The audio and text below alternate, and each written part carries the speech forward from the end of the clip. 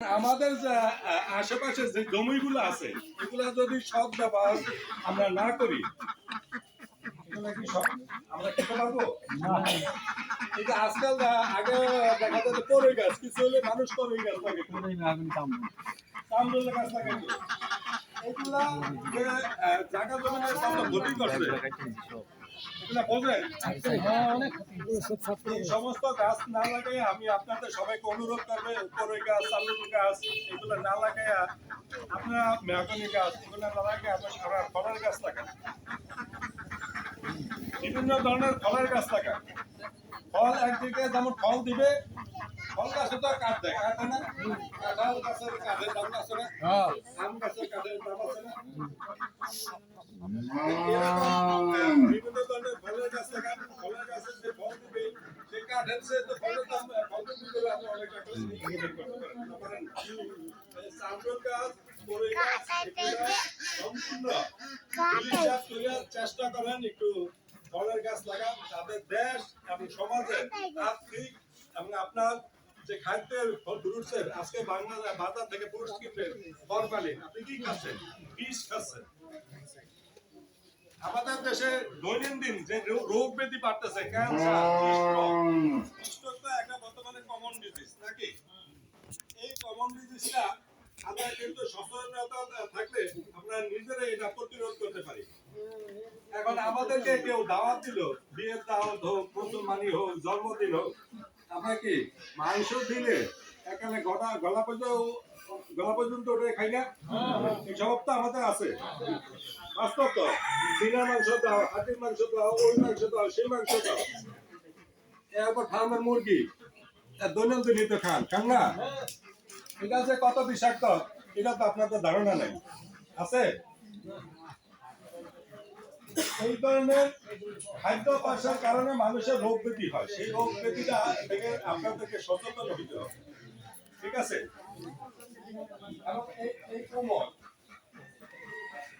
এই কোমরটা শুধু যে একটা সবজি এটা না, এই কোমর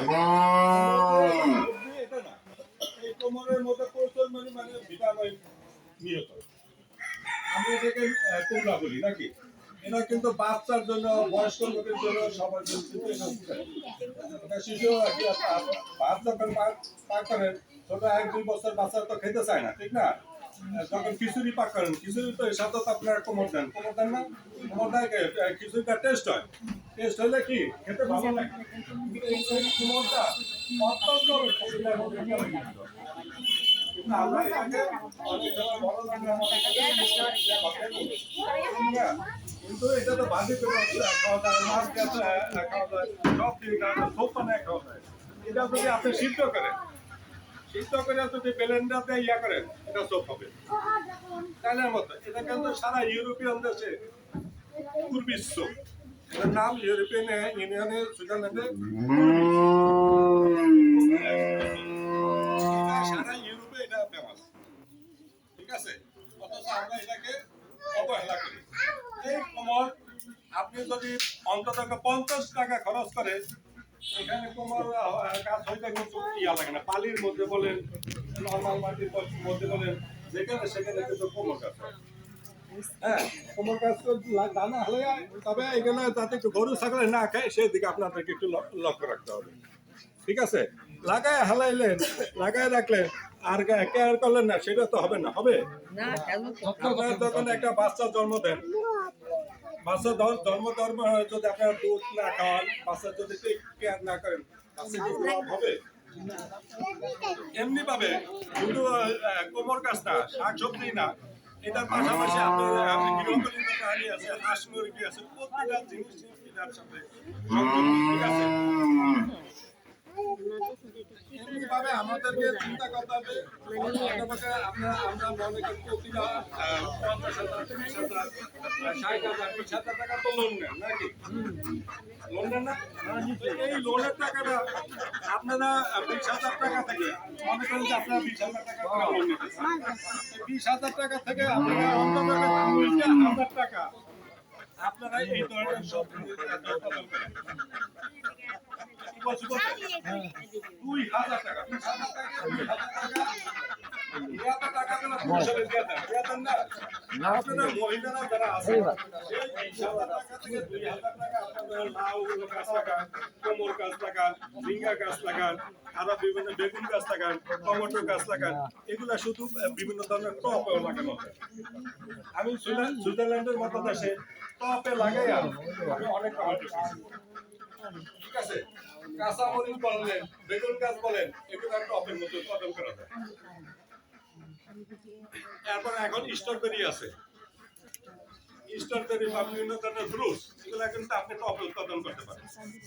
বাচ্চাদেরকে বাজার থেকে কিনা বীজ না খাওয়াইয়া নিজেরা কিছু জিনিস উৎপাদন করে এগুলো একটু খাওয়ানোর চেষ্টা করেন, তাতে আপনার সন্তান আপনি সবাই ভালো থাকবে। ঠিক আছে, আজকে বাংলাদেশে যে রোগ বৃদ্ধিগুলো হচ্ছে তার অন্যতম প্রধান কাজ হচ্ছে কারণ হচ্ছে বিষাক্ত মূলক খাদ্য। আমাদের যে খাদ্য সেটার মধ্যে প্রায় বিষ মিশানো, প্রায় খাদ্য এবং প্যাকেটজাত খাদ্য আমরা খাই না। প্যাকেটজাত খাদ্য হলো সবচেয়ে সর্বনাশের মূল। প্যাকেটজাত খাদ্যের মধ্যে বিভিন্ন ধরনের কেমিক্যাল, ঠিক না? আপনার বাচ্চারে তমকের ইয়ার করে কিনে দেয়, ঠিক না?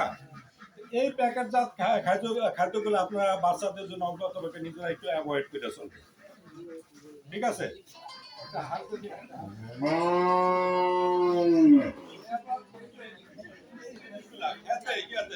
ফুলকপি, পাতাকপি, ভাজি, রুটি সকালে যখন নাস্তা করেন তখন দরকার হয় না দুপুরের ভাজি ইয়া করতে।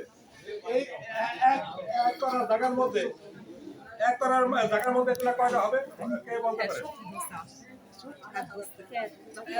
এক করার জায়গার মধ্যে তো কোনটা 100-150 হবে ফুলকপি হবে, হবে না? পাতাকপি হবে না?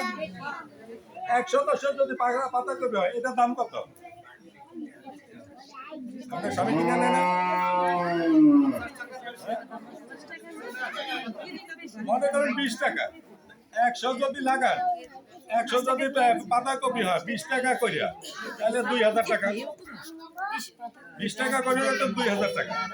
এমনি ভাবে এখন এই পাতাকপিটা 20 টাকা আপনাকে দিবে না। ঠিক আছে, এই ধরনের জিনিসগুলা পাতাকপি আছে, ফুলকপি আছে, টমেটো আছে। টমেটো তো অনেক সময় 50-60 টাকাতে দিয়ে দেয়।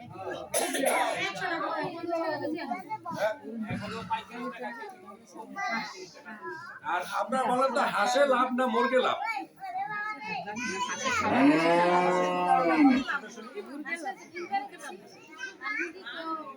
মুরগিতে দেখা যায় হাঁসেতে কয় না।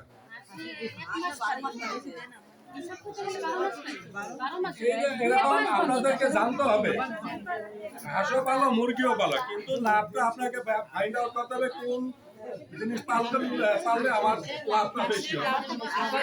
ঠিক না? হাঁসটা একাধারে মিনিমাম 2 থেকে 3 মাসও ডিম দেয়, তাই না? এরপর আপনাকে আবার দেয়, তাই না? একটা মুরগি হয়তো আমাদের দেশীয় মুরগিগুলো হয়তো 10টা 15টা ডিম দিয়ে আবার স্টক করে দেয়, কিন্তু একটা হাঁস কিন্তু না। এখন খালি ডিমের দাম কত? 80 টাকা। আগে 10 টাকা এখন 80 টাকা ডিমের হালি। ডিমও তো ইন্ডিয়া থেকে ইম্পোর্ট করতে হয়। আমরা বাংলাদেশের মানুষ কি করি? আমাদের সব জিনিসই যদি বিদেশ থেকে ইম্পোর্ট করতে হয়, তাহলে আমরা হাতের উপর হাত উঠে পয়সা থেকে দেশের উন্নয়ন হবে? দেশের উন্নয়ন করতে হলে আমাদের কি করতে হবে? পরিশ্রম করতে হবে। সৌভাগ্যের প্রতিশ্রুতি আপনাদের মনে রাখতে হবে। ঠিক আছে, পরিশ্রম ছাড়া কোনো দেশ এবং কোনো জাতি উন্নয়ন করতে পারে না। উন্নয়ন করতে হলে একটা দেশকে উন্নয়ন করতে হলে আমাদের সকলকে পরিশ্রম করতে হবে।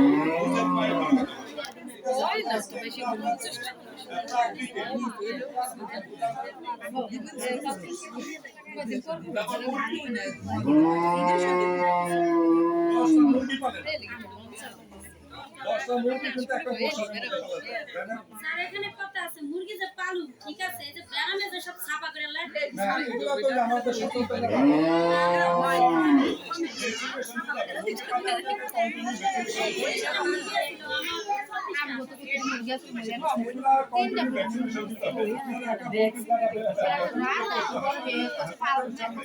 বর্তমানে